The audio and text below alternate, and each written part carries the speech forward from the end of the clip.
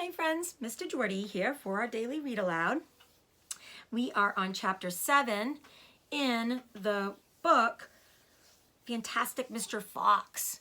And so far in the previous chapters, we've met the three farmers who were very angry with Mr. Fox because he has been helping himself to some of their farm cattle, so some of the chickens and the turkeys and the apples, all kinds of things that they are raising on their farms. And they are very upset with this and have decided to work together to try to get rid of Mr. Fox. So they do surprise him at his hole when he tries to leave to go on another run to grab some more food from the farmers. And they manage to shoot his tail right off of him. And he is injured, but not life-threatening injured. And while he is trying to recuperate inside his home with Mrs. Fox and the baby foxes, they decide they're not going to give up. They have quite a growth mindset, these farmers, and they decide they are going to get Mr. Fox no matter what. So they're going to now dig him out. They figure he's injured, they're going to dig him out. So they go and they grab their shovels and they begin to dig. And they dig long and hard, and the foxes are digging as well. So they're digging in the other direction. And the race is on between the foxes digging and the farmers digging. The farmers decide that the digging with shovels is not quite going to do it, and they decide to use mechanical shovels. So excavators that they bring in, and they start excavating under the tree and the hole. And now, where it was a nice big hill with a tree on the top, now it is a valley, a crater, because they've dug it so far out. And still, the foxes have just barely managed to keep going and to keep away from them.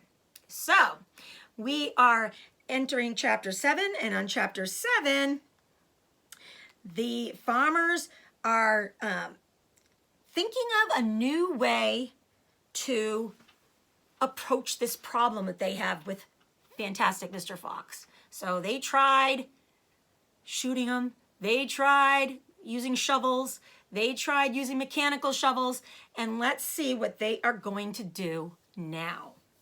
So, chapter 7, we'll never let him go. At 6 o'clock in the evening, Beans switched off the motor of his tractor and climbed down from the driver's seat. Bunce did the same. Both men had had enough. They were tired and stiff from driving the tractors all day. They were also hungry. Slowly, he'll have to. Whoops. Wait a minute. Something's not right here. Why is that the same? Okay, Mr. Jody's got a little problem here. Let's see what's going on here. They were also hungry. Slowly,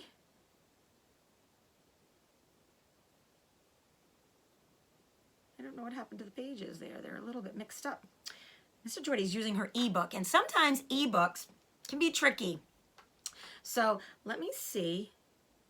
Okay, I'm going to try starting this over again because now it appears like my pages are there. Before, my pages weren't showing.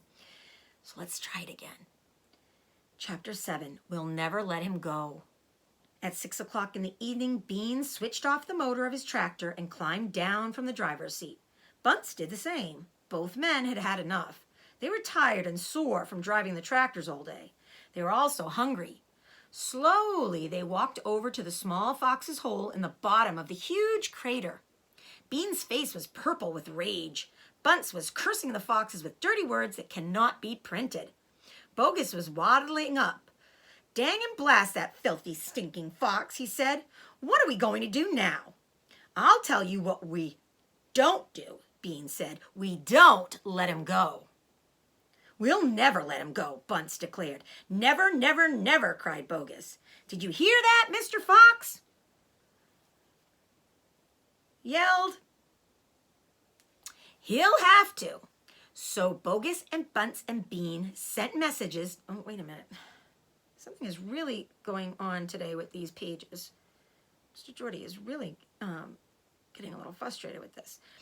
Did you hear that, Mr. Fox? Yelled Bean, bending low and shouting down the hole.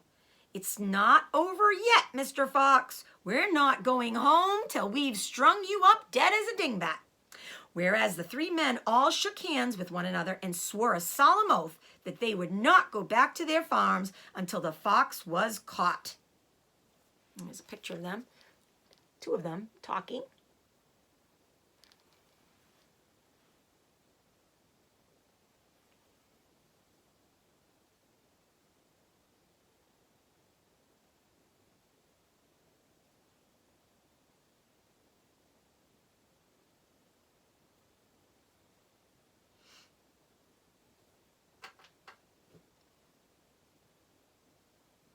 What's the next move?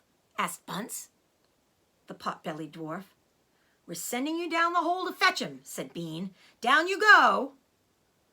Not me, screamed Bunce, running away. Bean made a sickly smile. When he smiled, you saw his scarlet gums. You saw more gums than teeth. Then there's only one thing to do, he said. We starve him out. We camp here day and night watching the hole. He'll come out in the end. He'll have to. So Bogus and Bunce and Bean sent messages down to their farms asking for tents, sleeping bags, and supper. So I guess they're not going to give up. Now they're going to try the route of having the foxes get so hungry that they'll have to leave. In Chapter 8, we will read tomorrow, and Chapter 8 is called The Foxes Begin to Starve. Ooh, that doesn't sound very good. All right, and you friends, we will see you tomorrow, and Mr. Jordy apologizes for my ebook acting up today. Quite a few little snafus, but we got through it. So I will see you tomorrow. I miss you guys. Have a great afternoon.